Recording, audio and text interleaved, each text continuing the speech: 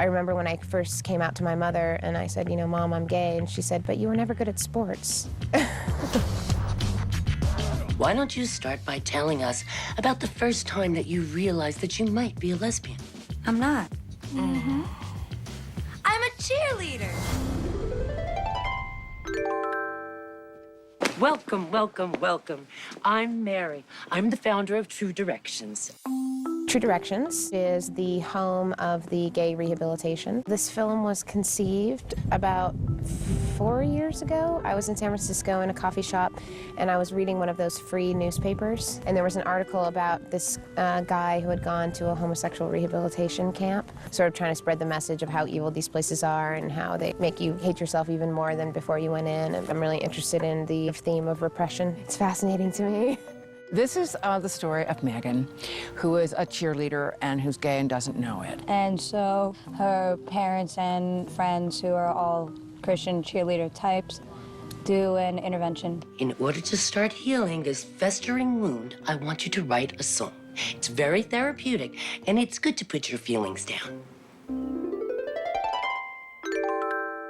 The script was one of the best scripts I ever read. It really, really made me laugh. And also, it's timely.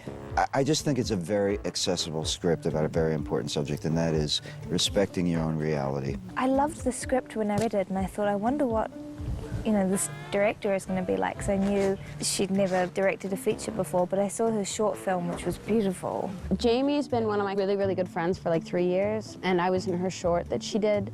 That was at Sundance last year, and she wrote the part for me. And then I read it, and I was really scared because I was scared that I wasn't going to like it. And then I just like freaked out because it was so good. I had worked with Clea Duvall before in my short film, and Natasha was a friend of Clea's, and so Natasha actually read the script because it was in Clea's car. Yeah, that's good. So it was just like some of my favorite independent actors. I'm really lucky. I did the movie for like 4 reasons. This is one of the reasons. That's my friend Clea Duvall. I like her a lot. She's really talented. Her and Melanie Linsky are my favorite peers. See how pretty she is? It's interesting working with all the kids on the movie because they're early 20s or late teens or whatever like that, so it's fun to corrupt their minds. This is where we sleep, but there's no inappropriate behavior allowed. Inappropriate? Like swearing? No, inappropriate like fucking. Oh. Megan's really different from other characters I've played. Most of the characters I've played have been, you know, hip or... Megan seems kind of stuck in time that's passed. She's got these sort of, you know, almost 50s-like ideals. I thought it was just an act, but you really are sweet as fucking pie, aren't you? This is bullshit, Megan. It doesn't work. You are who you are. The only trick is not getting caught. I play a girl called Hillary, who's really the only one of this group of degenerates who wants to turn straight. She's obsessed with it. And she's just a bit of a snitch, I suppose. It's a big stretch name-wise. I play Joel. He's very conflicted with his homosexuality. Mainly I've done teen movies and stuff, and so I haven't had much experience with a lot of the older actors. And so I got to see their professionalism and kindness, and they're just really fun. It's a rockin' cast. You got RuPaul, and then you got Bud Cort, and if those of you who have seen Harold and Maude know his brilliance, and Mink Stoll, and it's just a whole bunch of amazing people. I play Mike, who's a counselor here at True Directions, or as we like to call it, True Erections. Mike is an ex-gay who has been a changed man, you know. He's really straight. So that's been a lot of fun, because I've never been straight. I play Mary. I'm the camp counselor, and she's quite the perky one, I might add. Ow! No more sipping.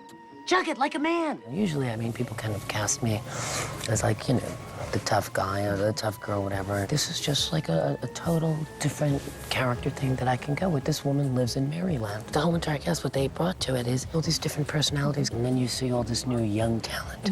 And they're amazing, and yes, sometimes I do have to yell at them. Get out of bed. You hormonal hussy. You were supposed to be the role model. Kathy is just, she's so much fun, and we all hang out after work, and you sort of forget that she's this incredible sort of Oscar-nominated, respected actress. She's all, oh, fucking this and this and ah. I don't even know what I'm doing. But it's coming together really well, and we've got a nice sort of dynamic. 5, 6, 7, 8, go!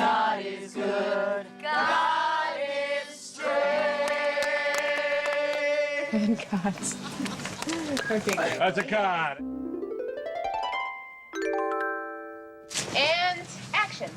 I'm absolutely amazed with Jamie for where this is her first feature. She's just so focused and very confident, where she already knows, like, it's already edited in her head. She gives wonderful direction. I feel like, you know, I can go to her with not understanding where I'm going with the character, and she steers me right in the right direction. Jamie really invites you in on the creative process, which is, as an artist, that's what you hope for. In fact, I was watching some of the dailies today, and it was interesting to watch what it's turned into, because it's like this really surrealistic type weird movie. It's taken on a whole nother level of sickness. She's got as much awareness of like character and performance as she does for like style and sets and shots and, you know, interaction and wardrobe, and she's got like a very specific vision, and she's definitely like a really visual type of director. The thing that's so wonderful about it is that we take a lot of humor and put it into such a sensitive issue. The fact of the matter is you can't rehab homosexual people, and hopefully that issue will get across with a lot of humor. What about foreplay? No,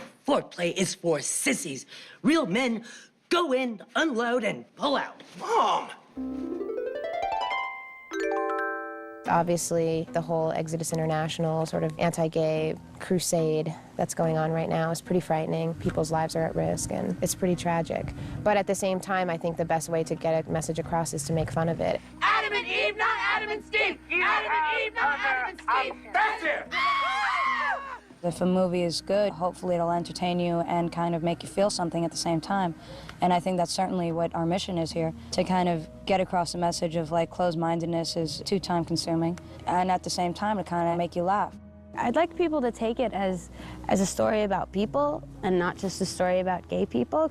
It's more about the relationship between these two characters than anything else, and they happen to be both girls. Do you like being a pervert? I heard you, okay? With your masculine, feminine, blah, blah, blah. Heterosexual and homosexual all has to do with these gender expectations, you know? If you're gay, you must be really bad at sports if you're a man, and really great at sports if you're a woman, and I'm just trying to turn that on its head. There's not just one way to be a lesbian. You just have to continue to be who you are. I'm always attracted to the subversive and the underdog and anything that, you know, corrects the message, baby. It's not about what you wear. People have to be able to do what they want to do and follow their hearts. And the message of the film is be gay, as far as I can tell, or just be yourself, but preferably be gay, because being gay is better if you're a cheerleader.